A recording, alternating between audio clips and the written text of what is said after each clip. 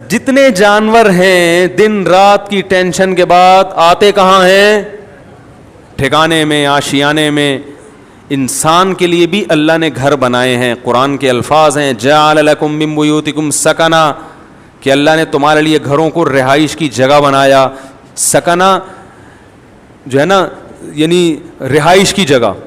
اور اللہ نے یہ بھی فرمایا گھر بنتا ہے ریلیشن سے. جعل لکم من انفسکم ازواجا لتسکنوا الیہا، اللہ نے تمہارے لیے جوڑے پیدا کیے تاکہ تم سکون حاصل کرو. تو نکاح ہوتا ہے، گھر وجود میں آتا ہے، اور اللہ نے بتایا کہ یہ جو تمہارے گھر میں آئی ہے اس سے تمہیں کیا ملے گا؟ سکون ملے گا. تو پتہ چلا یہ تو سارا پروسیس ہے کس کے لیے؟ سکون کے لیے بھائی. اور ہمارے ہاں زیادہ تر ٹینشنوں کے واقعات گھروں کے ہوتے ہیں. جن کے گھر نہیں ہیں وہ سکون سے ہیں، اور جن کے گھر ہیں وہ ڈپریشن کی گولیاں کھا رہے ہیں. تو اس کا مطلب معاشرے میں کوئی بہت ہی الٹا کام ہو رہا ہے جو بالکل فطرت سے ہٹ کر ہے. کیا ایسے یار کیوں سمجھ میں کیوں نہیں آ رہا؟ دیکھو روٹی پیٹ بھرنے کے لیے ہے نا، روٹی سے پیٹ نہیں بھر رہا، مطلب وہ بہت ہی کچھ ایسا چیز آپ نے کھائی بھی ہے، یہ کچھ ایسا لائف اسٹائل ہے کہ آپ کا تو میدا ہی الٹا کام کر رہا ہے. ارے کسی کمبخت کی پانی سے پیاس نہ بجھے، چلو کولڈ ڈرنک سے نہیں بجھ رہی پیاس، سمجھ میں آتا ہے یار کولڈ ڈرنک نہیں بجھ رہی، تو کولڈ ڈرنک تو اللہ نے پیدا تھوڑی کی ہے پیاس بجھانے کے لیے. کسی کی بجھتی ہے کسی کی نہیں. بعض لوگ کولڈ ڈرنک پیتے ہیں نہیں بجھتی. چائے سے نہیں بجھ رہی سمجھ میں آتا ہے، دودھ سے نہیں بجھ رہی، پانی سے تو بجھنی چاہیے نا. کمبخت کی پانی سے پیاس نہیں بجھ رہی، اس کا مطلب باڈی میں تھوڑا بہت فالٹ نہیں ہے. میرے یہ سمجھانے سے بھی اگر سمجھ میں نہیں آ رہا تو تھوڑا بہت فالٹ نہیں ہے. اتنی اچھی مثال دے کے بھی اگر سمجھ میں نہیں آ رہا تو میرے بھائی جن کی نہیں آ رہا، یہاں تھوڑا سا فالٹ بہت بڑا فالٹ ہے، بہت بڑا فالٹ ہے.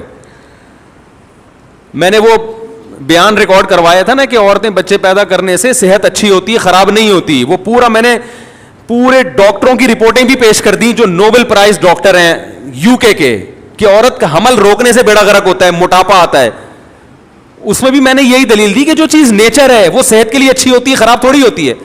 وہ میں نے کل اپنا کلپ دیکھا، اس کے نیچے جو لوگوں نے الٹی سیدھی باتیں کی ہیں. ارے تم دلائل کو نہ سمجھنا چاہتے ہو نہ ماننا چاہتے ہو، تم انگریز کے پٹھو ہو، کمبختوں، تم دم ہلاتے رہو ساری زندگی. تمہارے اندر، آپ کو نہیں کہہ رہا جو اس نے کمنٹس کیے تو اس کو کہہ رہا ہوں، تمہارے اندر سوچنے سمجھنے کی صلاحیتیں ختم. تمہیں جو لائن پہ لگا دیا نا 2 بچے تو بس تم اسی پہ لگے رہو، برباد کر دو اپنی بیویوں کی صحت بھی، اپنی صحت بھی، اور اپنا خاندان بھی تباہ کر دو. بچے تو ہوتے ہی 2 کے بعد ہیں، گھر تو بنتا ہی 2 کے بعد تو بچوں کی شروع ہوتے ہیں کہ جن کا ایک گیدرنگ ہوتی ہے، آپس میں کھیلتے ہیں. تو ایک لائن پہ لگا دیا، بس اسی پہ سب چلتے چلے جا رہے ہیں. تو گھر کس کے لیے بنایا اللہ نے؟ سکون کے لیے. ایک گھر میں سکون نہ ہو تو چلو بات سمجھ میں آتی ہے کہ بھائی کبھی کبھار ہزاروں میں کوئی ایک بیمار بھی پیدا ہو جاتا ہے نا. ہر گھر میں لڑائیاں، ہر گھر میں بے سکونی، لاکھوں میں ایک آدھ گھر ہوگا جس میں سکون ہوگا. بھائی کم بہت بھائی سے بات نہیں کر رہا، بہن بہن سے بات نہیں کر رہی، جٹھانیاں، نندوئی، ساسیں، وہ تو ایک مستقل ٹاپک ہے. باپ اور اولاد میں نہیں بن رہی، ماں بیٹی میں نہیں بن رہی، میاں بیوی میں نہیں بن رہی. تو اس کا مطلب ہے کہ معاشرے میں کوئی چھوٹا موٹا فالٹ نہیں ہے بھائی. یہ تو جانور پھر ہم سے اچھے ہیں. کیا خیال ہے بھائی جان؟ ہم سے اچھے جو پھر کبوتر نکلا، چڑے نکلے ہیں بھائی. ہمیں آفس میں سکون مل رہا ہے، گھر میں نہیں مل رہا. یہ تو بہت بڑا فالٹ آ رہا ہے معاشرے میں، اور یہ ان میں تو بہت ہی زیادہ ہے جن کی ہم تقلید کرتے ہیں. تبھی وہ تو کرتے ہی نہیں نا، 40 سال تک گھر بناتے ہی نہیں ہے کہ سکون سے زندگی گزرنے دو، 40 سال کے بعد دیکھیں گے. ان کو پتا ہے کہ اگر پہلے سے کر لیا تو عذاب میں آ جائیں گے. تو اس کا مطلب اس معاشرے میں ہم سے بھی زیادہ ٹیکنیکل فالٹ ہے، کوئی بہت بڑا فالٹ ہے. تو وہ فالٹ کیا ہے؟ کیا خیال ہے؟ سمجھنا چاہتے ہیں؟ بہت بڑا فالٹ ہے. اور ماہر نفسیات اکثر اس فالٹ کو ہائی لائٹ نہیں کرتے کیونکہ وہ خود اس فالٹ میں مبتلا ہوتے ہیں. الحمدللہ سمجھا پا رہا ہوں اپنی بات. یہ بات سمجھ میں نہیں آ رہی، یہ بھی میں چھوڑ رہا ہوں آہستہ آہستہ. سمجھ میں آ رہی ہے بات؟ وہ اکثر اس فالٹ میں مبتلا ہیں. وہ کیا ہے فالٹ؟ کہ جب تک حقوق کا دائرہ کار متعین نہیں کیا جائے گا کبھی بھی اتحاد اور محبت پیدا نہیں ہو سکتی. اس کو ایک اور اسٹائل میں بیان کرتا ہوں, دوسرے اسٹائل میں. جب تک ظلم ختم نہیں ہوگا گھر میں محبت پیدا نہیں ہوگی, اور ظلم کو جب تک ڈیفائن نہیں کیا جائے گا کہ ظلم کی ڈیفینیشن کیا ہے, ظلم ختم ہو نہیں سکتا. نہیں آ رہی بات؟ جو مذہب کو فالو نہیں کرتے, خدا کی قسم لا الہ الا اللہ قیامت تک الٹے لٹک کے پی ایچ ڈی کر لیں نفسیات میں, وہ ظلم کی ڈیفینیشن بیان کر ہی نہیں سکتے کہ ظلم کہتے کسے ہیں. کیونکہ ظلم کہتے ہیں کسی کا حق ادا نہ کرنا. جب آپ کو پتہ ہی نہیں ہوگا اس کا حق ہے کیا, تو ادا نہ کرنا اور کرنا کیا کیا کیا ڈیفینیشن ہوگی, پتہ کیسے چلے گا کہ حق کی ادائیگی کیا ہے اور عدم ادائیگی کیا ہے؟ کیونکہ حق کی ادائیگی کس کا کس پر کتنا حق ہے, کیا حق ہے, وہ نہیں ادا کرے گا تو لڑائیاں ہوں گی نا. میں سمجھ رہا ہوں کہ اس کا مجھ پر حق ہے, وہ سمجھ رہا ہے کہ ہے ہی نہیں, تو کیسے معاملہ چلے گا؟ یہ فیصلہ کون کرے گا کہ یہ مطالبہ درست ہے یا غلط ہے؟ یا تو یہ اسلام بتائے گا. اسلام اگر نہیں بتاتا تو پھر پوری کائنات بیٹھ کے یہ ڈیفائن ہی نہیں کر سکتی کہ کس کے کس پر کیا حقوق ہے, اس میں اختلاف پیدا ہوگا. بعض دفعہ کلچر بتاتا ہے کہ کس کا کس پر کیا حق ہے, وہ کلچر غلط بتا رہا ہوتا ہے, ساری دنیا کہہ رہی ہے کلچر غلط ہے. دیکھو کلچر تو یہ کہتا ہے عورت کو چاہیے کہ جہیز لے کر آئے, کیا خیال ہے, کہتا ہے کہ نہیں کہتا؟ لیکن ساری دنیا کہتی ہے یہ کلچر غلط کہہ رہا ہے. انڈیا میں جہیز نہ لانے پر جلا دیا گیا بہوؤں کو, ایسے واقعات ہوئے, اس لیے کہ وہ کہہ رہے ہیں ظلم کیا, ہمارے جہیز کیوں نہیں لے کر آئی. ملکی قوانین بعض دفعہ بتاتے ہیں تو ملکی قوانین عاجز ہیں یہ بتانے سے کہ کس کا کیا حق ہے. آپ پوچھ لو جو لا ہے نا, اس آپ بولو بھائی یہ نہیں چاہیے, یہ نہیں چلے گا گھر میں. اختلاف اور لڑائی کو ختم کرنے کے لیے سب سے پہلا اصول یہ ہے کہ آپ کو یہ پتا ہونا چاہیے, باپ کو یہ پتا ہونا چاہیے کہ بیٹے کے اوپر میرے کتنے حقوق ہیں. میں اس حد تک بیٹے کو اپنا پابند بنا سکتا ہوں, اس سے آگے مجھے اللہ نے حق نہیں دیا, اس سے آگے یہ خدا نے میرے بھی اختیارات سلب کر لیے ہیں. شوہر کو پتا ہونا چاہیے بیوی کو میں اس حد تک اپنا پابند بنا سکتا ہوں, اس سے آگے کام میں اس سے بولو بھائی نہیں لے سکتا, یہ میرا رائٹ ہی نہیں ہے. عورت کو پتا ہونا چاہیے اس حد تک شوہر سے مطالبات منوا سکتی ہوں, اس سے آگے اللہ نے باؤنڈری کھینچی ہوئی ہے, مجھے آگے جانے کی اجازت نہیں ہے. ساس کو پتا ہونا چاہیے اس حد تک بہو میری خدمت کرنا اخلاقی ذمہ داری ہے, وہ بھی یہ پتا ہونا اخلاقی ہے یا قانونی, یہ بھی پتا ہونا چاہیے. کچھ چیزیں اخلاقی ہوتی ہیں, قانونی نہیں ہوتی. اخلاق کا دائرہ کار اخلاق کی حد تک ہی ہوتا ہے. ارے پڑوسیوں کو پوچھنا اخلاقی ذمہ داری ہے نا, آپ نہیں پوچھ رہے تو کیا وہ کیس کر سکتا ہے آپ کے خلاف؟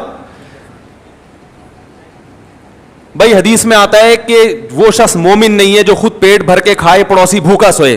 لیکن آپ پیٹ بھر کے کھا رہے ہو, پڑوسی بھوکا سو رہا ہے, گناہ ملے گا قیامت میں. لیکن اس بیس پہ پڑوسی آپ کے خلاف کیس نہیں کر سکتا, لڑ نہیں سکتا آپ سے. وہ حدیث میں تو آتا ہے تو پیٹ بھر کے کھا رہا ہے اور جو ہے نا میں بھوکا ہوں, اب گریبان پکڑ لیا, تو یہاں ظالم کون ہوگا؟ وہ پڑوسی ہوگا. بھائی اخلاقی ذمہ داری ہے کہ آپ پیٹ بھر کے کھا رہے ہو, لیکن آپ کی ہے, اس کی نہیں ہے, وہ نہیں مطالبہ کر سکتا. کچھ چیزیں اخلاقی ہیں, لیکن ہمارے ہاں کس کا کیا حق ہے یہ یونیورسٹیوں میں نہیں پڑھایا جاتا. ماہر نفسیات کو پتہ ہی نہیں ہوتا کہ حق کیا ہے, تو بیچارہ گائیڈ کیسے کرے گا؟ ہائے ہائے کیسے سمجھائیں. ماہر نفسیات بیچاروں کو پڑھا ہی نہیں, ہوتے اسلام پڑھیں گے تو پتہ چلے گا نا. انہوں نے تو گورے کو پڑھا ہے, گورے کو خود نہیں پتا, وہ اپنے گھروں میں سکون پیدا کر لیا. یہ نفسیات پڑھ کر آ رہے ہیں جرمنی کی یونیورسٹیوں میں, اور وہاں سے سیکھ رہے ہیں کہ گھروں میں جوڑ کیسے پیدا ہو. جنہوں نے ان کو پڑھایا اس پروفیسر سے پوچھو کہ تمہارے گھر میں جوڑ ہے, وہ کہے گا میرا تو گھر ہی نہیں ہے, اور اس لیے نہیں ہے مجھے پتا تھا گھر ہوگا تو پھڈے ہوں گے. تو ہم نے کہا ابھی 55 سال میں کریں گے شادی, وہ تمہیں بتائے گا گھروں میں جوڑ کیسے پیدا ہو. یار کیا تو رینجرز کا کیس ہے بھائی, خطرناک کیس بنانے والا ہوں آپ کے خلاف. سارے مسائل یہاں سے کھڑے ہو رہے ہیں, گھروں میں جھگڑے, لڑائی, دفتروں میں. بھائی آپ کو پتہ ہی نہیں ہے کہ میں کہاں تک جا سکتا ہوں. دیکھو فوج میں پھڈے کم ہوتے ہیں, پولیس میں بھی, تھانے میں پھڈے کم ہوتے ہیں. وجہ اس کی یہ ہے کہ ایک رنگ روٹ کو پتا ہے کہ آفیسر کی بات میں نے ماننی ہے, کن باتوں کو ماننا ہے اور کون سی بات ایسی ہے جو میرے اوپر لازم نہیں ہے. اگر کوئی آفیسر میرے سے گھر سے پوچھا لگوانا شروع کر دے تو یہ میرے اوپر, اور آفیسر کو پتا ہے کہ میں نے یہ شروع کر دیا تو میرے خلاف کیس بھی ہو سکتا ہے. تو پھڈوں کا ریشو فوج میں, پولیس میں سب سے کم ہے, کیونکہ قانون ہے, ان کو لکھا ہوا ہے کہ یہ ذمہ داری ہے. دفتروں میں بھی پھڈے اکثر کم ہوتے ہیں, کیونکہ باس کو پتا ہے کہ یہ امپلائی میرا کتنا تابع ہے, اس کو تنخواہ اس چیز ریٹرن میں لکھا ہوا ہوتا ہے کہ بھائی تجھے اس چیز کی تنخواہ مل رہی ہے, تو نے اتنے بجے آنا ہے, یہ کام کر کے دینا ہے, کرے گا تو میری بلا سے, تو شکل کا اچھا ہے برا ہے بھائی, تجھے ملیریا ہے, تجھے ٹی بی ہے, تجھے کیا ہے, تو نے پولیو کی ویکسینیشن کروائی ہوئی ہے کہ نہیں کروائی ہوئی, مجھے میری ہیڈ ایک نہیں ہے.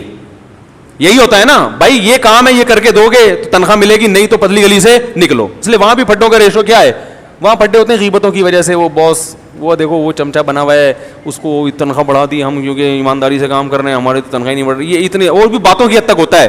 ایسا نہیں ہوتا کہ کمپنی بند ہو جائے پھڈوں کی وجہ سے, صرف باتیں کریں گے. وہ تو شوق ہے مسلمانوں کو باتیں کرنے کا, کیونکہ کام وام تو ہوتا ہے گورنمنٹ کے اداروں میں ہی زیادہ ہوتا ہے نا, کیونکہ وہاں تو کام ہی نہیں ہوتا, تو باتیں کر کے ٹائم پاس کرنا ہوتا ہے. لیکن گھروں کے جو پھڈے ہوتے ہیں وہ خطرناک, چاقو نکل آتے ہیں, چھریاں نکل آتی ہیں, 2 سال تک بھائی سے بات ہی نہیں کر رہا, طلاقیں ہو جاتی ہیں, بچے رول جاتے ہیں, ڈپریشن میں چلے جاتے ہیں. ہم نے نہیں دیکھا کوئی باس کی وجہ سے ڈپریشن میں گیا ہو. ایسے میاں بہت دیکھے ہیں جو بیوی کی وجہ سے, عورتیں شوہر کی وجہ سے, بہویں ساس کی وجہ سے, ساس اپنی ساس کی وجہ سے. آپ کہنے والے تھے ساس بہو کی وجہ سے, اب تک ایسی رپورٹ آئی نہیں ہے, وہ چھوڑیں بھی زیادہ. تو خود سمجھدار ہیں آپ لوگ. وہ ساس بھی ڈپریشن میں آتی ہے, لیکن وہ کس کی وجہ سے, اپنی ساس نے اس کو ڈپریشن کا مریض بنا کے دنیا سے گئی ہوتی ہے, تو وہ آگے پارسل کر رہی ہوتی ہے یہ امانت بہو کی طرف, ٹھیک, کہ مجھے جو وراثت میں ڈپریشن ملی تھی وہ میں پوری کہاں ٹرانسفر کر رہی ہوں, بہو کو. اب جب جھگڑے ہوتے ہیں ساس بہو کے بہت, ہم کہتے ہیں بھائی الگ کرو, تو ماں باپ پھر غیرت کے تانے, ہم نے دودھ پلایا جوان کر دیا, الگ ہو رہے ہو. حالانکہ یہ ماں باپ کا رائٹ نہیں ہے, یہ آپ کا حق ہی نہیں ہے. بیٹا جوان ہو گیا, بالکل الگ رہ سکتا ہے, وہ نہ رہے اچھی بات ہے, ساتھ میں جو برکت ہے وہ الگ, لیکن یہ وہی ہے, اخلاقی کچھ اور چیزیں ہوتی ہیں. لیکن پڑوسی گریبان تھوڑی پکڑ سکتا ہے آپ کا کہ بھئی حدیث میں آتا ہے تو مجھے کھلایا کرو, تو کھلاؤ. تو ماہر نفسیات سے گزارش ہے, جب لوگوں کو موٹیویٹ کیا کریں, کچھ اچھے بھی ہیں الحمدللہ, ہر جگہ اچھے برے بھی ہوتے ہیں, اچھے تو سارے ہی ہیں, لیکن بہت سی چیزوں میں بیچاروں کے پاس خود گائیڈنس نہیں ہوتی, گائیڈنس نہیں ہوتی. وہ انگلش کے الفاظ گھما رہے ہوتے ہیں ایکچولی یوں وغیرہ وغیرہ, مجھے تو اتنی انگلش نہیں آتی. تو بات صحیح ہونی چاہیے, چاہے انگلش میں ہو یا اردو میں ہو یا پنجابی میں ہو. لوگ زبان کو دیکھ رہے ہیں آج کل, اسٹائل کو دیکھ رہے ہیں, باتوں کو, کیونکہ فلموں کا دور ہے نا, ڈراموں کا دور ہے, جس کے اسٹائل اچھے ہیں لوگ متاثر ہو رہے ہیں, بات کو تو دیکھ نہیں رہے. بات بھی ہو اسٹائل بھی ہو پھر مزہ ہے. کیا خیال ہے, بات بھی ہو اور اسٹائل بھی ہو, اور اگر اسٹائل نہیں ہے تو بات کو زیادہ فوکس کرنا چاہیے. اسٹائل کی اتنی ویلیو نہیں ہے, لیکن بات بہرحال صحیح ہونی چاہیے. تو آپ کو یہ پتا ہونا چاہیے کہ میرے ماتحت جو لوگ ہیں, میں ان کو اس حد تک پابند بنا سکتا ہوں, اس سے زیادہ شریعت نے مجھے حق بولو نہیں دی. یہ سب سے پہلے والدین پر آتا ہے. ہمارے یہاں پتہ ہے سسٹم کیا چل رہا ہے, جس کی لاٹھی اس کی بھینس. بیٹا فرما بردار ہوگا تو باپ اس کو نچوڑ لے گا, بولے کہ ہر بات مانتا ہے, تو اس کی یہی غلطی ہے کہ ہر بات مانتا ہے کم وقت. کہیں نو کر دے تو باپ بیٹے کے کو پورے معاشرے میں ذلیل کر دیتا ہے, میرا بیٹا میری بات نہیں مان رہا. ارے وہ ہر بات مان رہا ہے. ایک دفعہ ایک ابا آئے مجھے کہنے لگے میرا بیٹا یہ میرا, میں نے کہا یار ایسے بیٹے آج کل آرڈر پہ نہیں ملتے, اتنا نیک ہیں. ایک چیز میں اگر اس نے انکار کر دیا اور وہ اس کا حق بھی ہے, تو آپ کو تو کہنا چاہیے بیٹا میں یعنی آپ کو تو اس کا دل جیتنا چاہیے, لیکن چونکہ بیٹا فرما بردار مل گیا تو ابا اس کو پوری طرح نچوڑ رہے ہیں. اگر وہی نافرمان ہوتا تو ابا کہتے صرف 100 میں سے 1 بھی مان لے تو میں خوش ہو جاؤں گا. سیزن یہ چل رہا ہے, صحیح ہے نا, موسم چلتا ہے نا, ابھی آم کا موسم ختم, انگور آ گئے, تو سیزن ہوتا ہے نا, جب انگور ہے تو ہر جگہ انگور ہی انگور نظر آئیں گے آپ کو. اور یہی حال ابا کا ہے.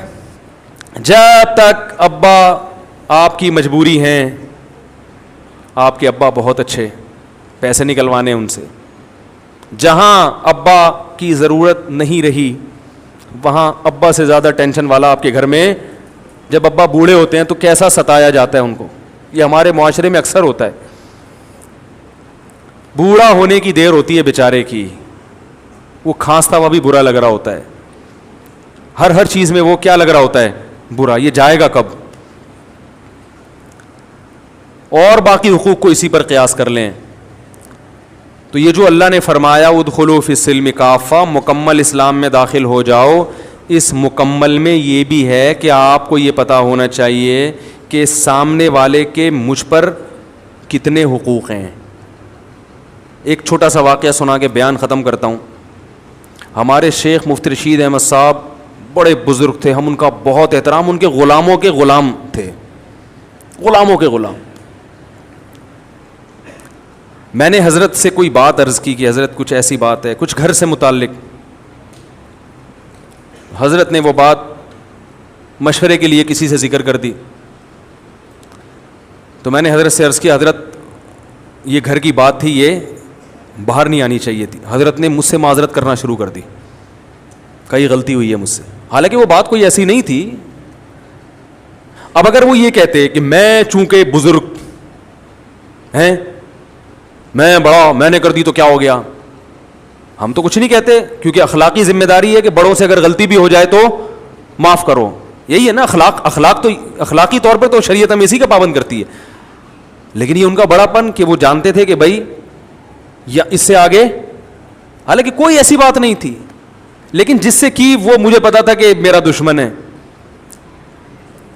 تو کسی کا راز فاش کرنا یہ باپ کے لیے بھی جائز نہیں ہے کہ اپنے بیٹے کا راز, بولو نا, فاش. باپ کے لیے بھی جائز نہیں ہے کہ اپنے بیٹے کی غیبت کرے. ماں کے لیے جائز نہیں ہے کہ اپنی بیٹی کی غیبت کرے. ہاں بیٹا ظلم کر رہا ہو باپ کے اوپر, واقعی واضح ظلم ہو, پھر اپنا غم ہلکا کرنے کے لیے اپنے کسی بہت ہی کلوز آدمی کو وہ اپنا غم بتا سکتا ہے, یا کسی سے مشورہ لینا ہو کہ بھائی بیٹے میں یہ جرم ہے, تو مشورے کے طور پر کسی ایسے آدمی سے جس کے بارے میں یقین ہو کہ یہ راز فاش نہیں کرے گا. آج دیکھا ہے باپ اپنے بیٹے کی برائیوں کو لوگوں کے سامنے بیان کر رہے ہیں, یہ غیبت ہے بھائی. یہ تو کسی غیر مسلم کی غیبت جائز نہیں ہے, تو بیٹے کی کیسے جائز ہو گئی؟ بہت مشکل ہے. بیٹے کی غیبت بھی جائز نہیں ہے, ماں کے لیے بیٹی کی غیبت بھی جائز, اور بیٹے کے لیے باپ کی تو اور زیادہ گناہ ہے. لیکن یہ گھروں میں ہو رہا ہے. جب بیٹا سنے گا کہ میرا ابا فلاں فلاں کو پکڑ کے میرے بارے میں برائیاں کر رہا ہے, تو اس کا مطلب پھر گھر میں سکون, بولتے کیوں نہیں ہو سکتا, پھر نہیں ہوگا. اس کے دل میں ایک نفرت کے جذبات پیدا ہوں گے. ہم تو یہی کہیں گے بھائی باپ ہے صبر کرو, لیکن بہرحال نفرتیں پیدا ہوں گی اور لڑائیاں ہوں گی. پھر جب باپ کو سمجھایا جائے اور وہ تکبر میں آئے کہ نہیں میں نے کر دی تو کیا ہے, اس کا مطلب فالٹ کہاں ہے؟ آپ میں ہے. سمجھ رہے ہیں ٹیکنیکل فالٹ کس میں ہے؟ اس لیے اسکرو پانے لے کے بیٹھا کریں, جہاں کہیں فالٹ نظر آ رہا ہے اس کو فوراً ٹائٹ کروا لیں. اور یہ علماء سے ٹائٹ ہوتے ہیں, فوراً پوچھیں حضرت اس میں بتائیں غلطی پر کون ہے. تو یہ بڑا لمبا موضوع ہے کہ کس کے کس پر کیا حق ہیں, وہ بیان ہوتے رہنے چاہیے تاکہ ہمیں پتہ چلے کہ ہمیں یہ تو ہر آدمی اس چکر میں کہ فلاں کے مجھ پر فلاں پر میرے کیا حقوق ہیں, اس میں تو پتہ ہے سب, ہر آدمی اس کو نچوڑنے میں لگا رہتا ہے. لیکن میری باؤنڈری کہاں تک ہے؟ ماں باپ کہتے ہیں, مجھ سے اکثر فون آتے ہیں کہ والدین کے حقوق پر پلیز بیان کریں, آپ والدین کے حقوق پر بیان کریں.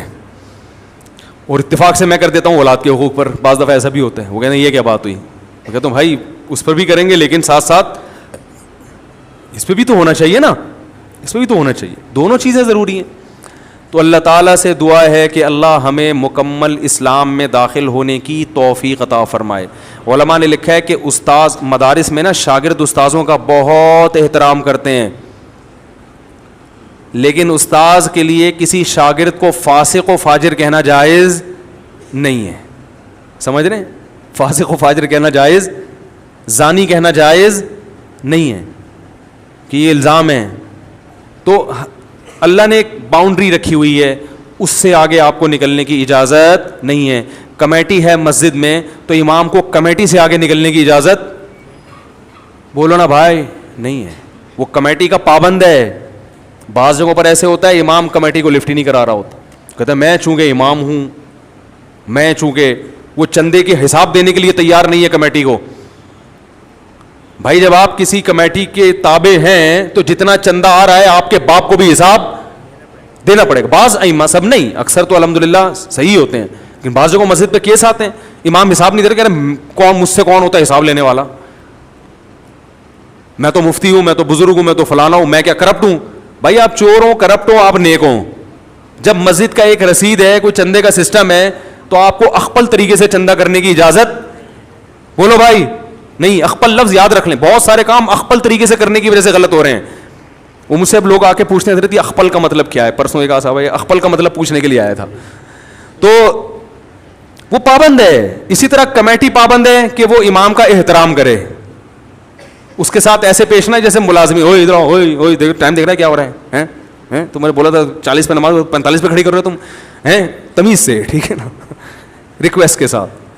تو مسجدوں میں بھی لڑائیاں, گھروں میں بھی, اللہ تعالی ہماری حفاظت فرمائے اور ہمیں یہ جاننے کی توفیق عطا فرمائے کہ ہمارا کس پر کتنا حق ہے.